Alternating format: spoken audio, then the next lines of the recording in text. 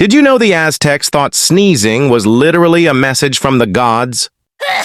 Yep, every achoo was like divine DM sliding straight into your sinuses.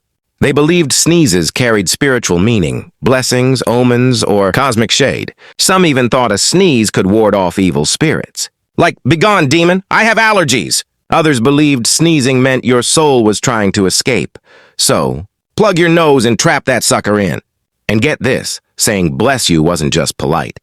It was a mandatory ritual. Forget to say it? Boom. Ghosts.